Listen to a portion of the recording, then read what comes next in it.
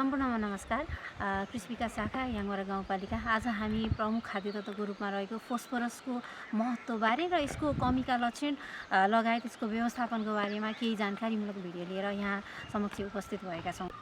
बिरुवाको प्रमुख खाद्य तत्त्वको रूपमा रहेको फोस्फरसको उचित प्रयोग गर्न सकियो भने यसले बिरुवाको जराको वृद्धि विकासमा मद्दत गर्दछ, जसले गर्दा बिरुवा चाहिँ तलसम्म नै गएर खाद्य तत्त्वहरू लिन सक्दछ र यसले गर्दाखेरि छिटो फुल फुल्ने र दाना लगाउन समेत फोस्फरसको प्रयोगले चाहिँ मद्दत गर्ने गर्दछ।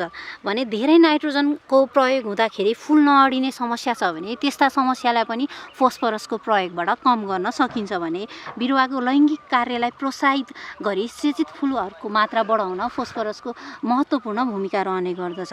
यसै गरी बिरुवामा बिउ बन्ने तथा बिउको गुणस्तर वृद्धि गर्न मद्दत पुग्ने भएकाले फोस्फरसको उचित प्रयोग गर्नु जरुरी हुन्छ।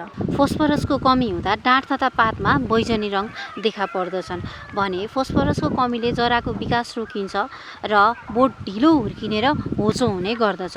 यसै गरी फोस्फरसको कमी हुँदाखेरि फल समयमा पाक्दैन भने मकै जन्ने बालीहरूमा यसमा पछि फल लाग्दाखेरि राम्रोसँग हार नबस्ने समस्याहरू देखा पर्दछ।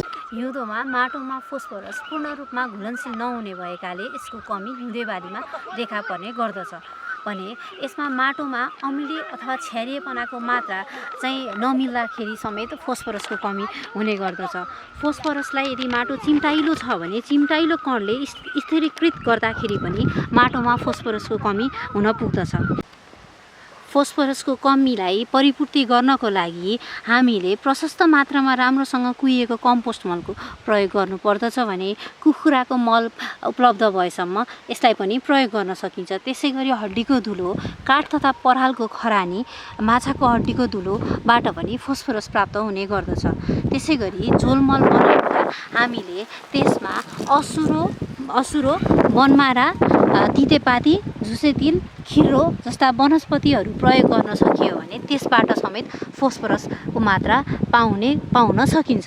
फोस्फरसको कमीलाई पूर्ति गर्न बजारमा उपलब्ध हुने जैविक मल जस्तै फोस्फरस सोलुबलाइजिङ ब्याक्टेरियाहरूलाई चाहिँ हामीले कम्पोस्ट मलमा मिसाएर माटोमा प्रयोग गर्न सक्यौँ भने त्यसले फोस्फरसको कमीलाई चाहिँ परिपूर्ति गर्न सक्दछ। भने त्यसै गरी हामीले फोस्फरसको कमी हुन नदिनलाई माटोको चिस्यानलाई पनि कायम राख्नु जरुरी हुन्छ। र अन्तमा हामीले बजारमा सहजै उपलब्ध हुने डिएपी, एसएसपी लगायतका रासायनिक मलहरूलाई प्राविधिकको उचित सल्लाह पश्चात हामीले फोस्फरस चाहिँ जमिनको अन्तिम तयारीको बेलामा प्रयोग गर्न सकियो भने बिरुवामा देखिने फोस्फरसको कमीलाई अन्त्य गर्न सकिन्छ।